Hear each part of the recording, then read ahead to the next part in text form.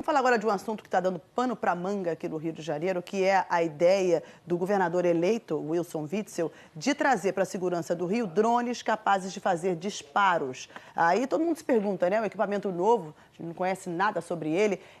Já começo te perguntando, Veloso, esse equipamento tem uma mira certeira, a gente pode confiar?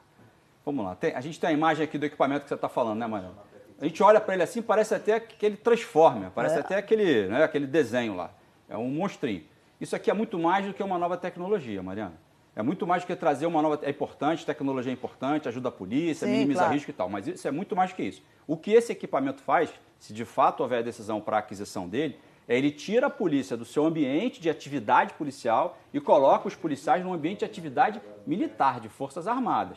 Porque a gente tem que avaliar o seguinte: se esse tipo de equipamento começar a ser utilizado, e aí vamos lembrar aqui, ele tem uma arma, ele efetua disparos, ele já tem tecnologia desenvolvida suficiente, Mariana, que garante uma precisão do tiro, enfim, ele consegue estabilizar, isso aí a tecnologia mundial já conseguiu resolver. Só que quando a polícia começa a usar esse tipo de equipamento, né, a gente vai lembrar aqui algumas imagens, que foram imagens que circularam nas redes sociais, de criminosos, de traficantes que colocavam os policiais na mira das suas armas, dos seus fuzis Sim. e das suas pistolas. O que a gente tem que avaliar é o seguinte: ainda que esse equipamento traga uma capacidade de repressão maior, de neutralização ou de abate dos criminosos, se os policiais, depois do início do uso disso, eles não vão estar sujeitos a um risco semelhante. Estamos falando de uma polícia que não tem nem drone hoje em dia para fazer visualização, para isso aí. olhar do alto. Aí já começa com um drone capaz de atirar? Isso aí, Mariana. Esse equipamento, como eu disse no início, a tecnologia ela é importantíssima. Se a polícia, nas suas operações, tiver um equipamento como esse, com uma visão privilegiada, como a gente já viu, essas são imagens aqui de uma operação que foi feita no Jacarezinho. A polícia estava fazendo a sua movimentação no terreno orientada por essas imagens. Quer dizer, então facilitava, podia até evitar algum tipo de confronto e ir direto ao criminoso. A polícia não tem esses equipamentos ainda. E não são equipamentos tão caros assim. Já houve, inclusive, uma articulação, Mariana, porque o uso de drones em áreas habitadas, ele para as pessoas comuns, ele tem uma limitação. Para as forças de segurança não tem. Elas podem usar ele numa altitude mais É sobre isso baixa. que eu ia falar. A regulamentação para o uso desse equipamento já existe? Não é só comprar, não. Antes de comprar, vai ter que regulamentar isso. A Agência Nacional de Aviação Civil, até as Forças Armadas, porque isso é um equipamento militar. Vamos lembrar aqui, Mariana, que a Polícia do Rio de Janeiro, ela inovou, há alguns anos atrás, uma aeronave, que é o blindado da polícia, que também esteve no centro de uma grande polêmica aí.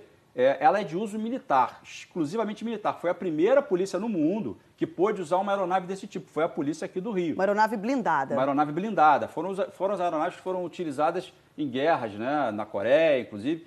O americano, que é quem produz isso, autorizou a Polícia do Rio usar. Então, é uma situação excepcional. Agora, essa regulamentação em relação ao drone independe da decisão do governador, né? Não, independe, isso está fora. Isso tem que haver uma regulamentação, tem que haver uma autorização e a gente tem que estudar isso, tem que entender isso porque isso é novo. Não há notícia, nós não temos notícia de polícia nenhuma no mundo que utilize esse tipo de equipamento. Ele é utilizado por forças militares, ele é utilizado dentro de um conceito de segurança nacional, de abater efetivamente o inimigo. Não temos notícia do uso desse equipamento por forças policiais. Isso vai ser algo novo, vai ter muita discussão em cima disso e certamente não é só a compra do equipamento. Tem que haver uma autorização, isso tem que passar inclusive pelo comando das Forças Armadas para autorizar esse tipo de emprego por forças policiais. E ainda por cima um treinamento específico para que pessoas possam manejar e usar esse equipamento. Com certeza, Mariana.